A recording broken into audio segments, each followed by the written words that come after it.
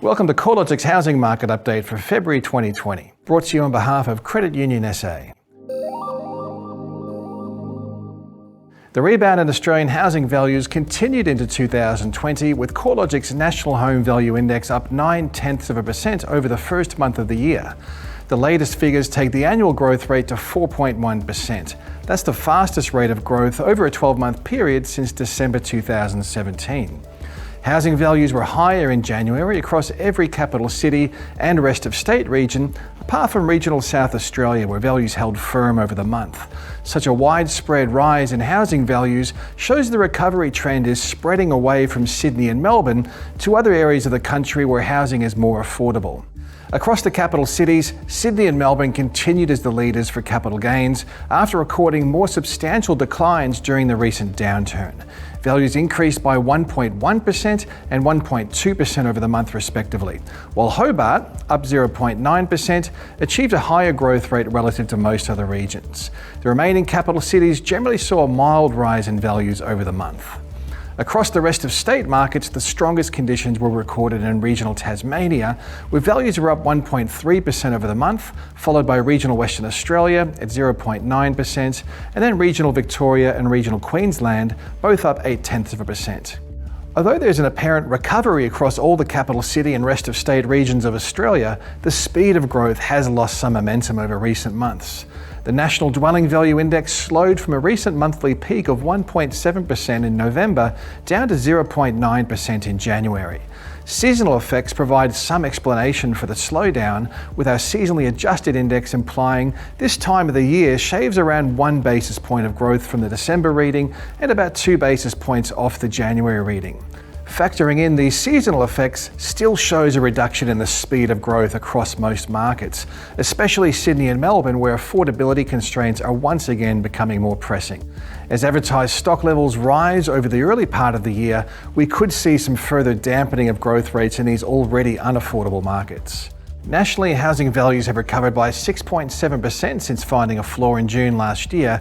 However, CoreLogic's national index remains 2.2% below the October 2017 peak. With housing values rising at the quarterly pace of 3.7%, we're likely to see a nominal recovery in the national home value measure within the next 2 or 3 months. 4 of Australia's 8 capital cities are already showing home values at new record highs. They're Brisbane, Adelaide, Hobart and Canberra. Sydney values need to recover by a further 5.4% before posting a nominal recovery, and Melbourne values need to see a further 1.2% lift. Perth and Darwin will take a much longer time to see values recover. Although the Perth market seems to be moving into a recovery phase now, housing values remain 21.3% below their 2014 peak, and Darwin values are 31.8% below their peak. Adelaide housing values are up 0.2% in January, continuing a trend of modest growth that's been evident since October last year.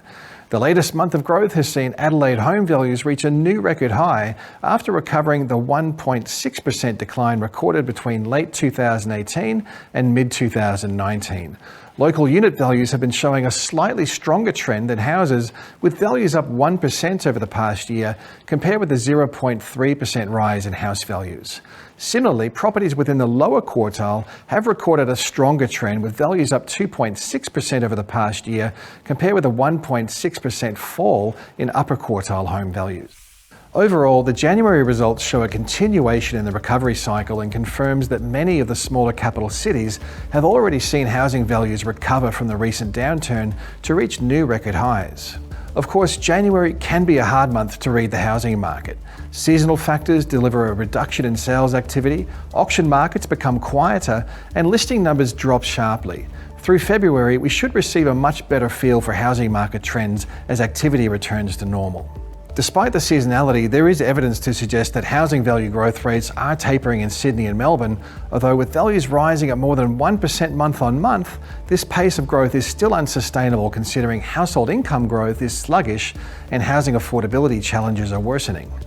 The ratio of housing values to household incomes, based on data to September last year, has risen to 8.5 in Sydney and 7.4 in Melbourne. That's up from a recent low in the June quarter of 8.2 and 7.2 respectively. Since September, the ratio of dwelling values to household incomes is likely to have increased further, considering the low rate of income growth together with higher housing values. Housing remains more affordable relative to the highs of 2017. However, it is clear that affordability is once again becoming a formidable barrier to higher buyer participation in Australia's largest cities. Smaller cities, including key affordable regional markets where economic and demographic trends are healthy, may offer some insulation from these affordability constraints.